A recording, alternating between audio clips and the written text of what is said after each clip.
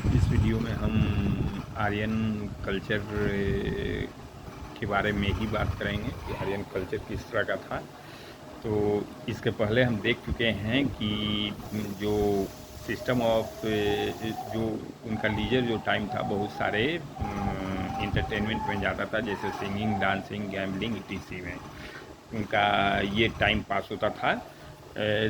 जो system of writing था तो सेमेटिक सिस्टम ऑफ राइटिंग था, जो कि ईरानियन कल्चर के समकक्ष था। और यही बाद में जो अशोका, उस समय स्क्रिप्ट तो उस समय तक नहीं आया था, चूँकि जो वैदिक लिटरेचर है वो श्रुति है। वो श्रुति कहने का मतलब है कि ये कोई रिटन रिकॉर्ड नहीं, मतलब ये लिखा उस समय नहीं गया था, बल्कि ये one generation to from generation to generation transmit किया जाता था नॉलेज को पुपिल एंड टीचर के द्वारा पीपुल को दिया जाता था। जिस तरह से मेढक, एक उदाहरण देते हैं, एक एग्जाम्पल उस समय दिया जाता था कि मेढक जिस तरह से बरसात के दिन में टड़ाते हैं, उसी तरह से ये पुपिल एंड टीचर भी एक ये टड़ाते थे। यदि एक बोलता था तो दूसरा सुनता था, और वो उसी तरह से रिपीट करते रहता था। मीन्स कि उस समय स्क्रिप्ट आर्यन कल्चर में लिखित जो स्क्रिप्ट है, स्क्रिप्ट का अभाव था। फिर भी स्क्रिप्ट जो था, सेमेटिक सिस्टम ऑफ राइटिंग जो धीरे धीरे डेवलप किया, जो कि अशोका टाइम के काल में आया, जो ब्राह्मी स्क्रिप्ट में था, प्राकृत लैंग्वेज में था। अब देखते हैं कि इस तरह से था कि जो वैदिक रिलीजन था उसके उसमें उसके अगेंस्ट में लोग जाने लगे। वैदिक कल्चर, वैदिक सिस्टम ऑफ बिलीफ के अगेंस्ट में लोग जाने लगे। और ये इसलिए जाने लगे क्योंकि वे अपने आप को, जो न्यू सोशल इन्वायरमेंट था उसमें अपने आप को इनसिक्योर पाते थे, इनसिक्योर पा रहे थे। तो इनसिक्योरिटी के कारण ये जाने। और दूसरा कि मिस्टिसिज्म, मतलब मिस्टिकल नॉलेज वो प्राप्त करना चाहते थे जो भी हुए। तो इसलिए वो सोशल जो सिस्टम था, सोशल जो इन्वायरमेंट था, उससे वे दूर जाने लगे। तो जो इसमें जो वैदिक जो पुरोहित थे, वैदिक जो ब्राह्मण थे, वो वे इसको भी अपने आप के कल्चर में एडप्ट किए। वैदिक रिलीजियस पैंथियन में, वैदिक रिलीजियस स्क्रिप्चर में इसका भी एक स्थान दिए। तो ब्रह्मचारिणी का कंसेप्ट ऋग वैदिक काल में आया। तो ब्रह्मचारी शुरू से ही होते थे। ब्रह्मचारी शुरू से ही नहीं, जो ये था, जो स्टेजेस था। स्टेज पहले तो हुआ कि पहला तो बाल अवस्था था, दूसरा बाल अवस्था में जो टीचर और ब्रह्मचारिणी का जो इंस्टीट्यूशन हुआ वो आया। कारण कि पुपिल एंड टीचर के लिए ब्रह्मचारी बिना, चूँकि सोशल रिक्लूस से, यदि जब तक इस सोशल सिस्टम से ये लोग बाहर नहीं जाते, सोशल बाहर जंगल में अपना एबोर्ड नहीं बनाते, तब तक ये अध्ययन, जो लिटरेचर जो हम लोग के पास है, जो अभी जो वैदिक कल्चर, जो वैदिक लिटरेचर है, वो अभी हम लोग के पास नहीं रहता। क्योंकि सिस्टम ऑफ मेमोराइजिंग बहुत ही पिकुलियर था, जिसमें कि बहुत ही अटेंशन देना पड़ता था। तो इसलिए जो इन्वायरमेंट था, ये ब्रह्मचारिणी जो इन्वायरमेंट था वो रिमोट एरिया में पाया जाता था। और ब्रह्मचारिणी का इंस्टीट्यूशन वैदिक लिटरेचर में, वैदिक कल्चर में आया। उसके बाद हम देखते हैं कि उस समय जो पढ़ाई होता था, तो अर्थमेटिक का पढ़ाई होता था, ग्रामर, प्रोसडी, डांस, ड्रामा, ये सब का होता था। जो ड्रामा होता था, जो अर्थमेटिक तो डेवलप किया, अर्थमेटिक और एनाटॉमी जो डेवलप किया, वो सेक्रीफाइस जो जो सेक्रीफाइसल जो ये बनता था, अल्टार बनता था, उसमें बहुत ही मेजरमेंट का ज़रूरत होता था। तो अर्थमेटिक उस समय अर्थमेटिक के नॉलेज में वो बढ़ावा दिया। ग्रामर ग्रामर चूँकि जो टोन था, ग्रामर का भी महत्व था, प्रोजिडी का महत्व था, ड्रामा का महत्व था। तो ड्रामा में देखते हैं कि जो कहीं कहीं जो वैदिक जो वर्सेज है वो ड्रामेटिक फॉर्म में है। तो ड्रामा का भी उस समय आविर्भाव हुआ। उस समय लीगल इंस्टीट्यूशन, किसी तरह का कोई लीगल इंस्टीट्यूशन नहीं था। कस्टम ही बेसिकली एक सिस्टम था जिसके अंतर्गत ऑर्डियल, किसी का भी ऑर्डियल किया जाता था, किसी का भी ऑर्डियल किया जाता था। पनिशमेंट भी उसी तरह से कस्टम के आधार पर था। जो क्राइम जो होता था, थेफ्ट हुआ, होमिसाइड हुआ, और कैपिटल थेफ्ट और होमिसाइड मेनली था। तो थेफ्ट इसमें जो होमिसाइड में इसमें वर्गल्ड सिस्टम को अपनाया गया, जिसमें कि थेफ्ट के बदले होमिसाइड के बदले 100 काउज का पनिशमेंट दिया जाता था कल्प्रिट को। कैपिटल पनिशमेंट लेटर प्रिजम्पशन है। प्रिमोजिनेचर जो है कास्ट और कास्ट कंसिडरेशन, ये लीगल इंस्टीट्यूशन में क्रीप किया, जिससे कि ये हुआ कि कास्ट के आधार पे, कास्ट एंड सोशल स्टेटस के आधार पर जस्टिस दिया जाने लगा। जैसे कि जो ब्राह्मण थे वे लेजर पनिशमेंट पाते थे, शूद्राज हार्ड पनिशमेंट पाते थे, टफ पनिशमेंट पाते थे। तो इस तरह से देखते हैं। और फिर जो लीगल प्रॉपर्टी, जो प्रीमोजिनेचर जो होता है, प्रीमोजिनेचर का सिद्धांत था। प्रीमोजिनेचर मीन्स कि जो फर्स्ट जो बॉर्न जो होता था वो फर्स्ट ही लीगल प्रॉपर्टी का मालिक होगा।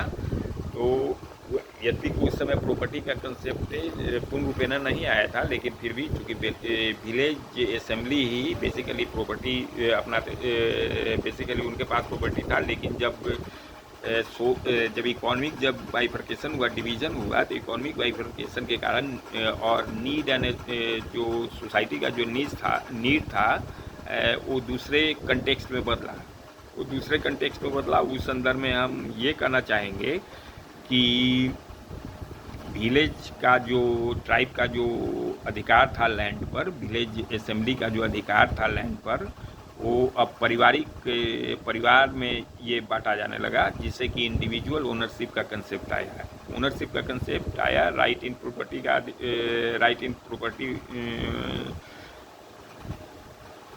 राइट टू प्रॉपर्टी का अधिकार आया, मतलब राइट टू प्रॉपर्टी हुआ इन ओनरशिप में, जो कि कास्ट के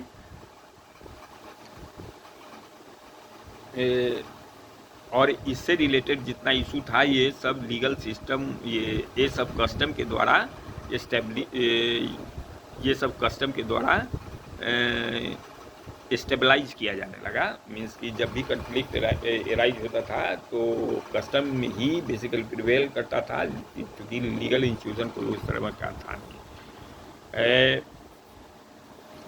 आर्यन जो ये है रिलीजियस वर्शिप, उस समय क्या था? रिलीजियस वर्शिप में देखते हैं कि प्रिमिटिव एनिमिज्म था। प्रिमिटिव एनिमिज्म कहने का मतलब है कि जो फोर्सेज ऑफ जो नेचर थे, जिसको कि आर्यन उनके नेचर को, उस फोर्सेज को अंडरस्टैंड नहीं कर पाते थे, तो इसलिए उसको पर्सनिफाई ये किए और उस पर प्रेयर अपना ऑफर किए। तो ये प्रिमिटिव एनिमिज्म का ये एक तरह का प्रिमिटिव एनिमिज्म ही था, जिसमें कि नेचुरल फोर्सेस का ही वर्शिप किया जाने लगा, नेचुरल फोर्सेस को ही पर्सनिफाई किया गया। इंद्र फोरमोस्ट थे देवता में, इंद्र के प्रति बहुत ही 200-250 हाइमन्स डेडिकेटेड है। उसके बाद अग्नि हुए 200 है। इंद्र को पुरंदर भी कहा जाता है, पुरंदर भी कहा जाता था, पुरंदर भी कहा जाता है। और वे हमेशा इस तरह से रहते थे कि शत्रु को किसी भी तरह से मसल देने में ये इंद्र कामयाब होते थे। और साथ साथ में जो फोर्ट था उसको भी ये तोड़ने में, इसलिए इनको पुरंदर कहा गया।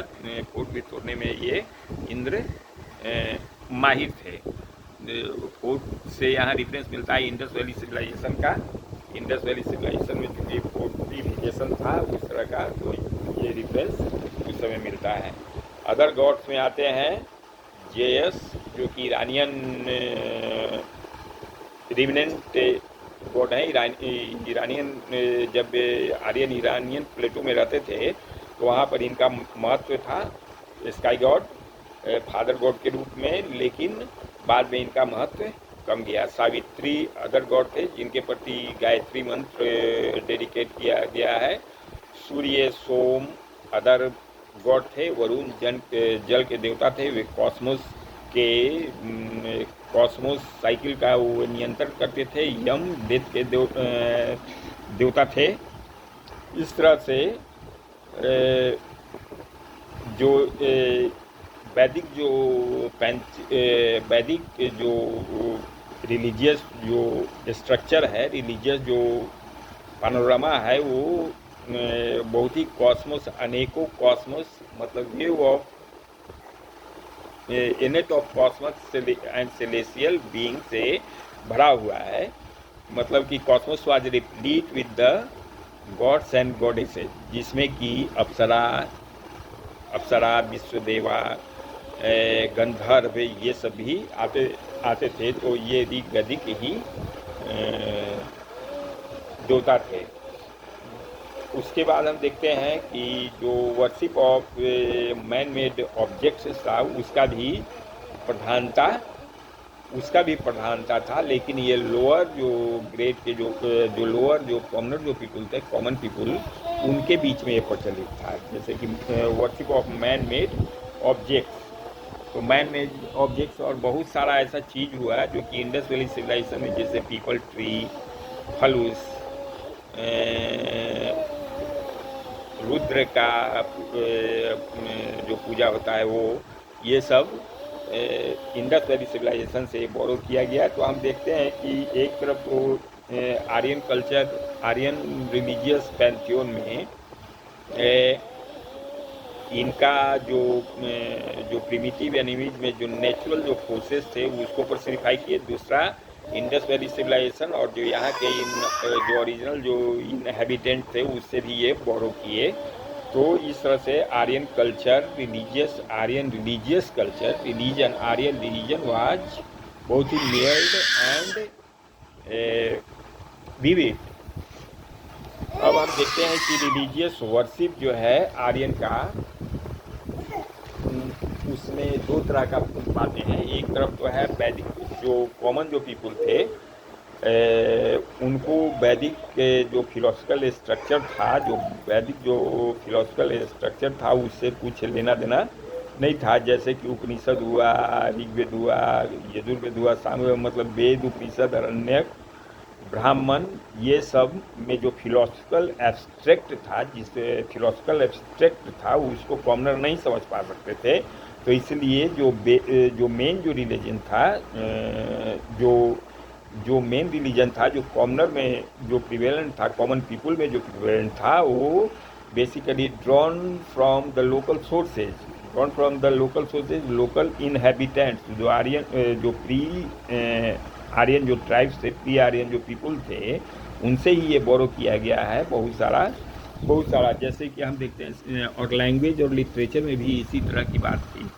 तो इस तरह से हम देखते हैं कि टू ट्रेंड्स पाते हैं, दो तरह की धारा पाते हैं। एक तो मुख्य धारा में, हिंदुइज्म के मुख्य धारा में वैदिक जो कल्चर, वैदिक फिलोसफिकल आइडियाज, जो कि संस्कृत में एक्सप्रेस था, संस्कृत में लिखित था, और वो प्रचलित था विद्वान लोगों में और कुछ ही लोगों में ये प्रचलित था। यद्यपि कि उस समय तो प्रचलित ये था मेनली अनेक लोगों में, लेकिन उस समय भी ये कॉमनर पीपुल में जो लोकल जो डैटीज थे, लोकल जो कस्टम और कल्चर जो निकला हुए में जो देवता थे और जो देवी थे, या जो फलूस इंडिकेशन और जो इंडिकेशन थे रिलीजियस सिंबल, उसका पूजा किया जाने लगा, उसका पूजा किया जाता था। तो 2 टाइप्स ऑफ ट्रेंड्स ये वैदिक आर्यन कल्चर में। अब हम देखते हैं कि सैक्रिफाइस वैदिक आर्यन कल्चर का एक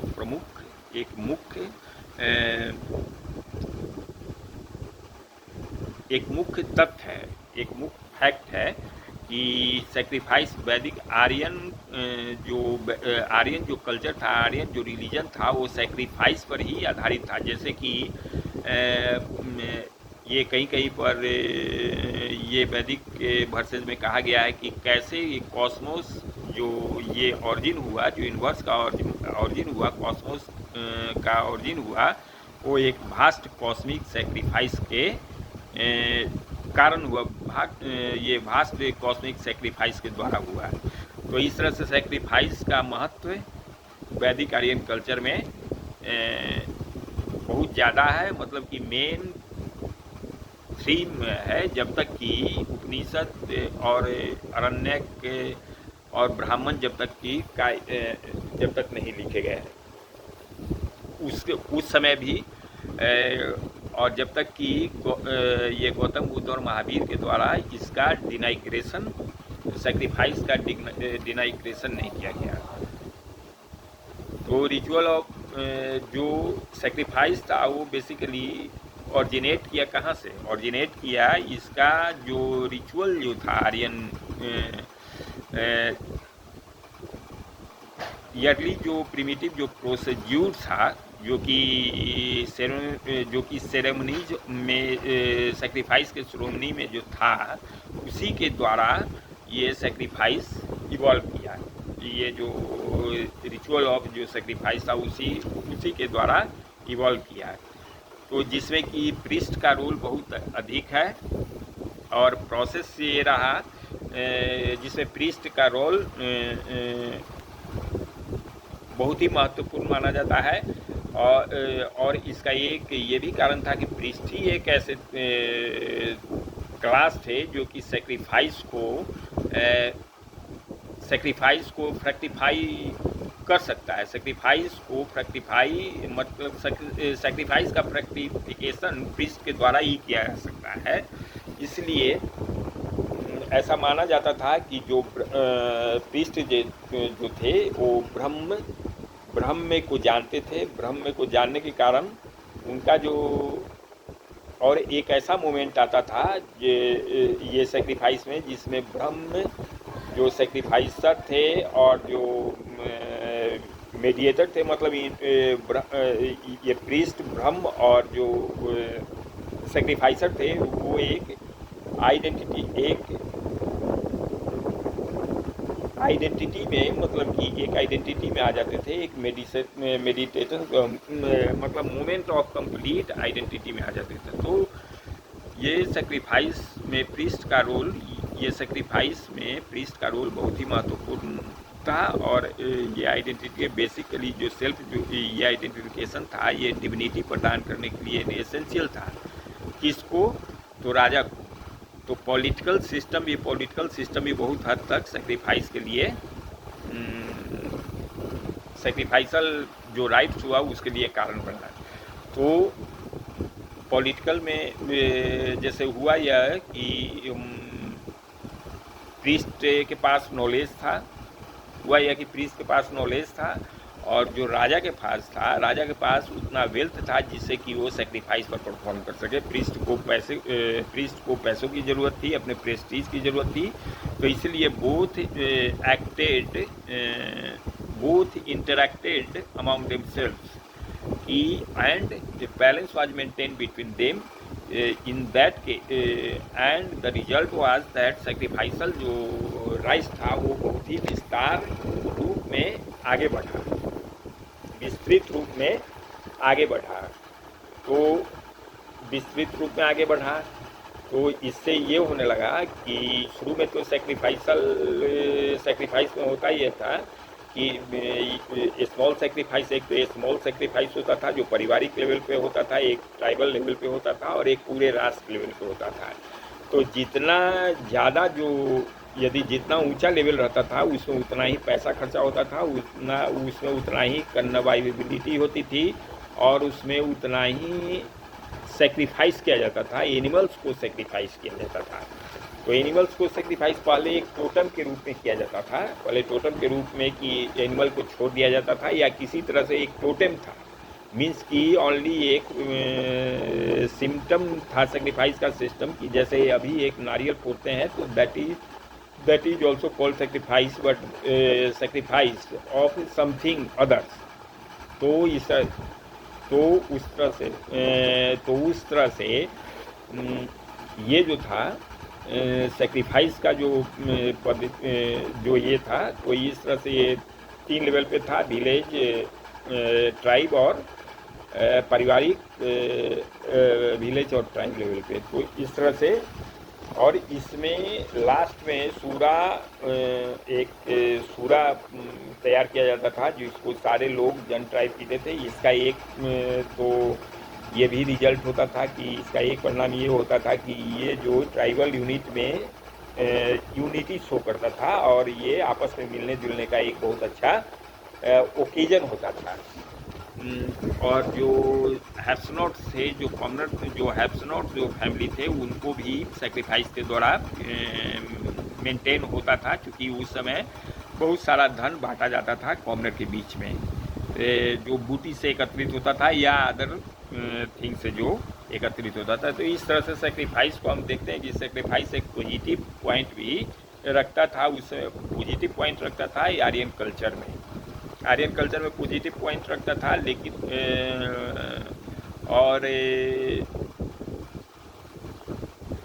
यद्यपि कि ये और सेकेंडली की प्रीस्ट और जो डिविनिटी का जो कंसेप्ट था, वो प्रीस्ट जो कन्फर करता था डिविनिटी को जो राजा पर, तो इसलिए, और सेक्रीफाइस जिसका एक था, सेक्रीफाइस अनेकों तरह का होता था, जैसे राजस्यू हुआ, राजस्यू जो कि कोरोनेशन के वाजपेयी हुआ।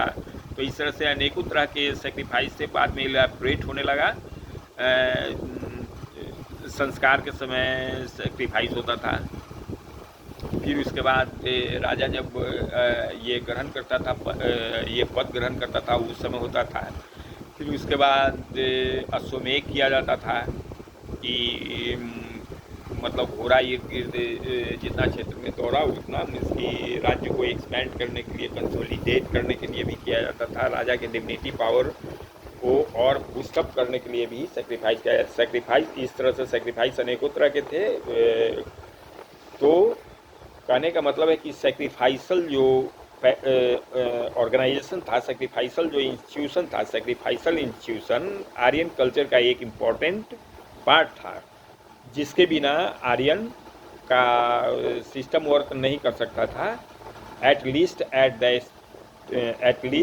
एंड मतलब ये प्रैक्टिकल लेवल पे भी और एब्स्ट्रैक्ट लेवल पे भी। अब हम देखते हैं कि सेक्रीफाइसल से इसका रिजल्ट क्या निकला कि मैथमेटिक जो सेक्रीफाइसल अल्टार बनता था, उसमें मैथमेटिकल नॉलेज बढ़ा। उसके बाद एनाटॉमी, चूँकि सेक्रीफाइस एनिमल का सेक्रीफाइस होता था, इसलिए एनाटॉमी का विज्ञान बढ़ा। अभी हम इसके पहले बोल चुके हैं कि माना जाने लगा है कि ऑरिजिन ऑफ जो यूनिवर्स है due to vast cosmic sacrifice के द्वारा हुआ है। डेड, अब हम डेड के बारे में बात करते हैं। डेड को या इधर बड़ी कर दिया जाता था या क्रीमेट किया जाता था। बाद का प्रचलन, क्रीमेशन का प्रचलन थोड़ा ज़्यादा है हुआ। अग्नि के प्यूरिफिकेशन, अग्नि के प्यूरिफाइड इफेक्ट जो अग्नि जो प्रदान करता था, तो इसलिए डेड को लोग बरी न करके क्रीमेट ही करने लगे बाद बाद में शुरू में और जहाँ बरियल होता था वहाँ पर पोस्ट इरेक्ट कर दिया करते थे, लेकिन ये अग्नि मतलब सौ दहन का ही प्रथा ज़्यादा था। लाइफ आफ्टर डेथ, बाद में ऐसा हुआ है कि जब रिलीजियस स्पेकुलेशन जब तो होने लगा और तो लाइफ के बारे में, लाइफ आफ्टर डेथ के बारे में भी कन्वेंशन किया जाने लगा कि लाइफ है क्या, ये सोल क्या है, सोल क्या है, सोल का कंसेप्ट आया, सोल का कंसेप्ट आया और ट्रांसमाइग्रेशन ऑफ सोल का कंसेप्ट आया कि यदि एक बॉडी मर जाता है, यदि 1% if 1% dies, then his soul is transferred to the another body, और अनदर बॉडी में ट्रांसफ़र हो जाता है। और इससे रिलेटेड कंसेप्ट हुआ कि मतलब सोल का ट्रांसमिशन मीन्स कि जब मतलब सोल आदमी तो मर जाता है, सोल मरता नहीं है, सोल का ट्रांसमिशन होता है, अगर वो प्लांट या किसी तरह से अनेकों तरह से जो जीव जंतु है उसमें भी ये जन्म होता है, मतलब कि ये रिबॉर्न करता है। और रिबॉर्न करता है कैसे, रिबॉर्न करता है तो ये कर्म का सिद्धांत आया कि यदि एक पर्सन अच्छा कर्म करेगा तो उसका नेक्स्ट जो बर्थ होगा वो अच्छा जाति में होगा, मीन्स कि अच्छा जाति में, अच्छा कुल खानदान में होगा, मीन्स कि ये एक तरह से कर्म का सिद्धांत हुआ। और इससे रिलेटेड हुआ कि धर्म में, अच्छा जाति में ये कर्म और धर्म का सिद्धांत हुआ, इससे रिलेटेड हो गया क्योंकि धर्म बेसिकली था कि सोशल ऑर्डर को मेंटेन करना, सोशल ऑर्डर में सोशल कस्टम और सोशल ऑर्डर के अनुसार चलना, तो यही धर्म माने लगा। ये एक तरह का स्टेबलाइजिंग फैक्टर भी वैदिक सोसाइटी को दिया, क्योंकि जो कॉमनर थे, जो डिस्ट्रेस पीपुल थे, वे रिविलियन कर सकते थे, लेकिन ये कर्म और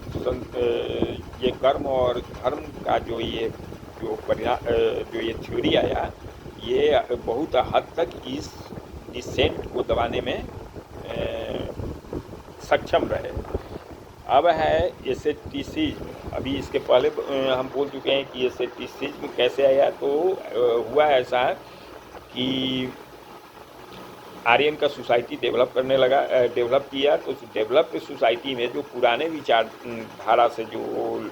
विचारधारा के जो लोग थे, तो वे अपने आप को इनसिक्योर फील कर रहे थे, चूँकि रिपब्लिक हुआ, स्टेट हुआ, तो उसमें मत्स्य न्याय का सिद्धांत उस समय फॉलो किया जाता था, मत्स्य न्याय का सिद्धांत फॉलो किया जाता था। तो एक तरह से, और decline of communal ownership England था, विलेज असेंबली प्राइवेट प्रॉपर्टी आया। तो इस तरह से देखते हैं कि जो इनसिक्योरिटी एक तरह से लोगों में, बहुत सारे लोगों में जो आया एक तरफ, तो इससे ये क्या करने लगे कि सोशल जो सराउंडिंग था उससे बाहर जाने लगे। तो इस तरह से ये तो पहला फैक्टर था। दूसरा फैक्टर ये था कि या तो पीपल लोग क्यूरियस थे, मिस्टीरियस पावर प्राप्त करना चाहते थे, इस कारण से भी लोग सोसाइटी को इश्यू किए। तो इससे ब्रह्मचारिणी का, इससे एसेटिज्म का ये आया, कंसेप्ट आया इंडियन रिलीजियस फिलॉसफी में।